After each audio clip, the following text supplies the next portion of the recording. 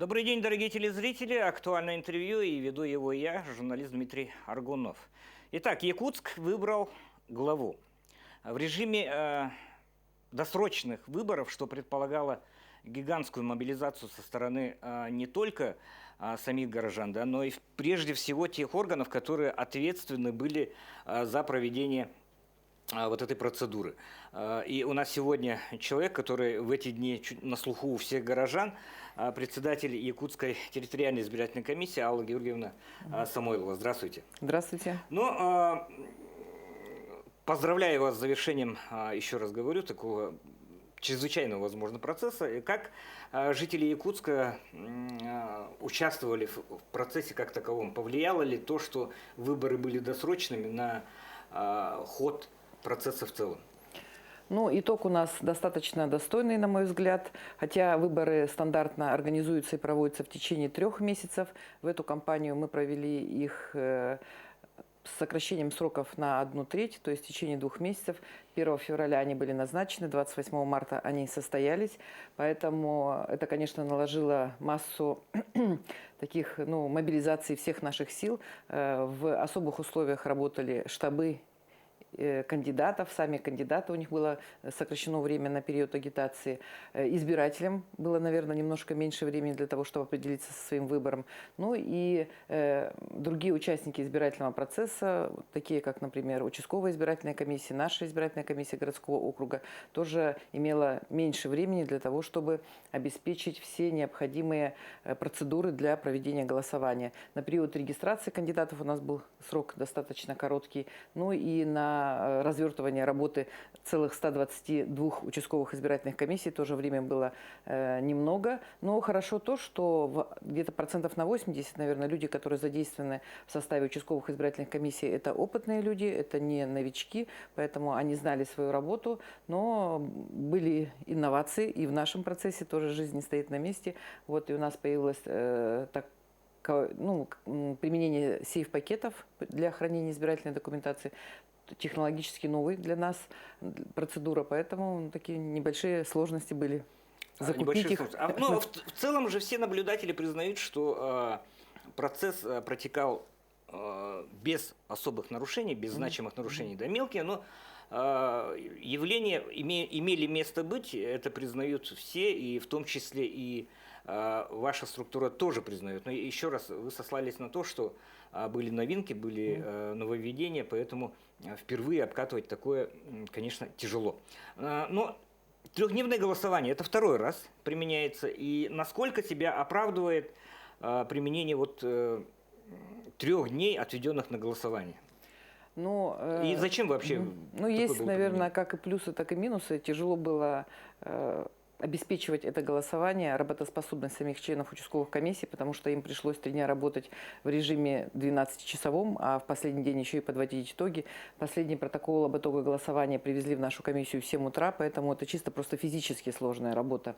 Вот. Но зато это дало возможность горожанам самим определить, в какой день для них удобнее подойти на избирательный участок, в пятницу, либо в выходные дни, в субботу, воскресенье. Но это совершенно никак не сказалось на явке. Мы сегодня провели небольшой анализ, и я хочу сказать, что явка в районе 40% это стандартно для всех муниципальных выборов нашего города. То есть, конечно, в районах там активность выше у населения, ну а в городе Якутске всегда 40, больше 45% мы не давали никогда явку избирателей. Поэтому с этой точки зрения многодневность она никак не повлияла. Но отрадно то, что в условиях распространения коронавирусной инфекции мы смогли обеспечить отсутствие скопления людей на избирательных участках. И это, наверное, здоровье важнее всего. Да, я как избиратель тоже отмечу, что очень четко был налажен процесс, когда избиратели абсолютно не соприкасались друг с другом. Процесс был налажен очень четко. И спасибо вам большое за организацию такой всем которые работали на участках, всем спасибо за организацию Ну, такой вот работы. Тут я хотела бы добавить, да, Да. что все-таки в условиях пандемии мы второе голосование проводим на общероссийском голосовании, и это не секрет. Много было нареканий в адрес тех, кто нас обеспечивал, что некачественные там были ручки, недостаточно их было, маски не всем хватило, там перчатки. Вот в этот раз именно на наличие средств индивидуальной защиты не было ни одного замечания. Поэтому это хорошо, мы научились работать и в этих условиях тоже. Мгм.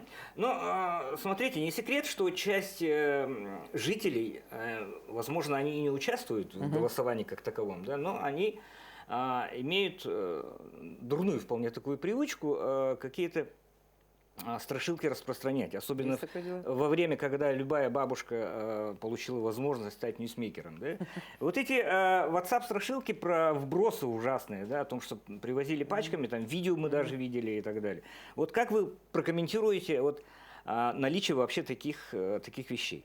Ну, конечно, это будоражит общественное мнение, и это печально, что люди пользуются таким ресурсом, возможность не совсем, не под тем, я бы так сказала, настроением подать имеющуюся информацию, прокомментировать ее как-то. Ну, например, даже такая вот мелочь.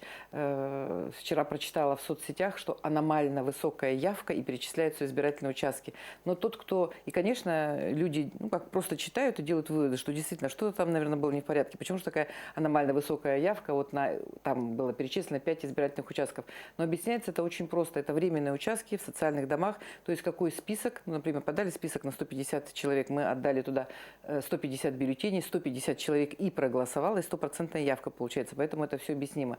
Потом у нас в городе есть студенческие участки, где голосуют только студенты в СВФУ. И если взять выборы любого уровня и посмотреть, там тоже всегда 100% явка. Поэтому под каким соусом подается информация, это очень важно. В том числе вот эти вот вбросы, просто показывался фрагмент голосования вне помещения, когда к избирателю пришли члены участковой избирательной комиссии. Очень много обсуждалось по поводу коробок. А в чем нести эти бюллетени? В сумках, пакетах, в любом случае это бы, наверное, всегда одинаково выглядело. И поэтому, конечно, показывается большое количество бюллетеней в какой-то коробке и подается, что это понесли на вброс. Это просто приехали к избирателю. А в какой-то момент мне показалось, что ТИК немножко психанула, и вот когда мы обращаемся в правоохранительные органы и так Но далее. на самом деле мы не психанули, а я считаю, что мы правильно сделали. Мы и обратились в правоохранительные органы по всем этим фейк-новостям, потому что, мне кажется, каждый человек имеет свою какую-то гражданскую, должен нести ответственность. Мы за то, что мы делаем эту работу, организуем, а те, кто размещает неправдивую информацию, тоже должен понести ответственность. Там, конечно, штраф небольшой, всего 1000 рублей, вот, но мне кажется, те, кто уже... И нарушений, там много таких было нарушений, например, размещение агитационных материалов в день тишины, когда уже нельзя было.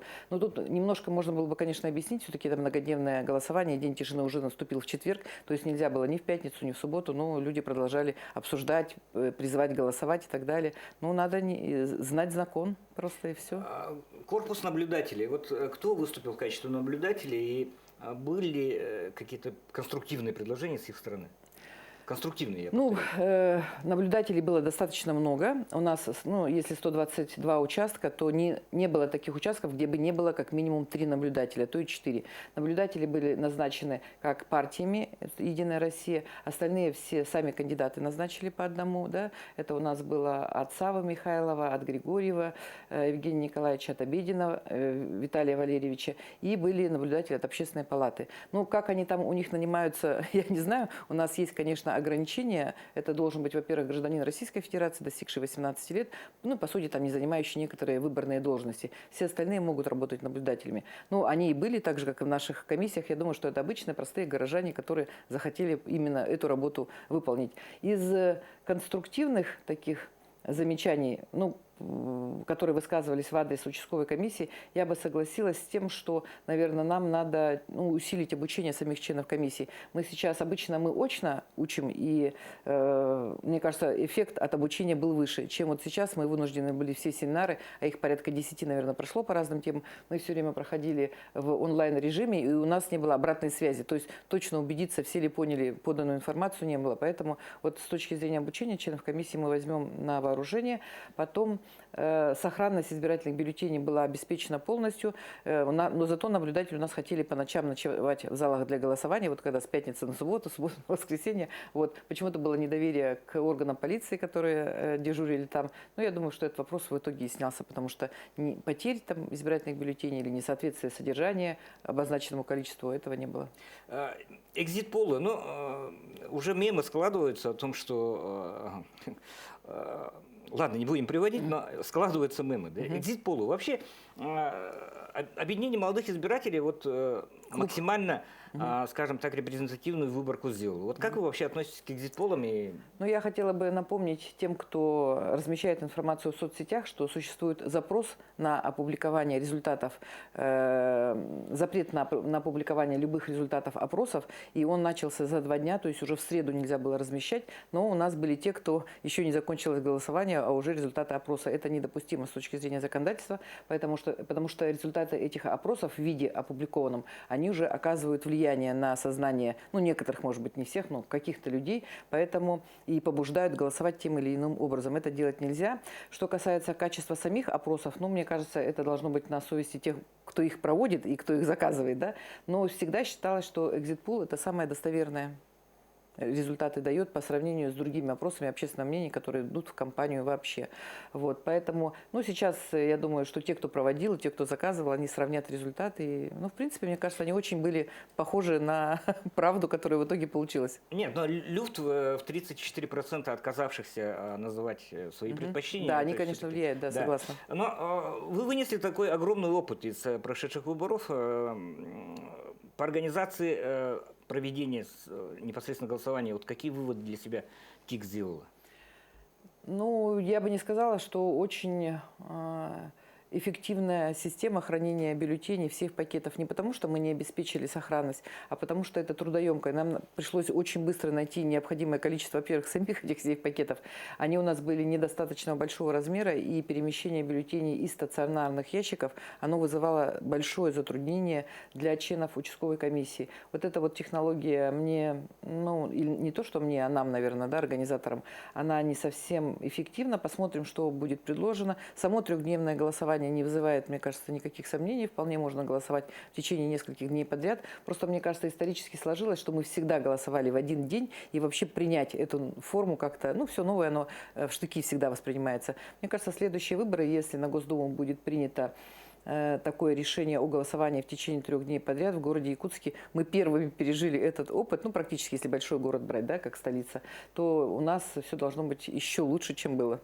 То есть столица субъекта, первая столица субъекта, которая на практике использовала вот это возможное нововведение. Еще не принято такое решение касаемо будущих выборов, которые пройдут в единый день голосования осенью. Ну и от имени всех горожан я хотел бы выразить всем работникам, которые территориальной избирательной комиссии, участковых избирательных комиссий, да, которые тоже выполнили двойной гражданский долг. Они еще и не только участвовали в процессе, как таком выборном процессе, да, но они еще внесли свою лепту, ну, буквально, вот, как вы сказали, чуть ли не ночуя на рабочих местах. Поэтому поздравляю город Якутск с прошедшими выборами. Выбор сделан.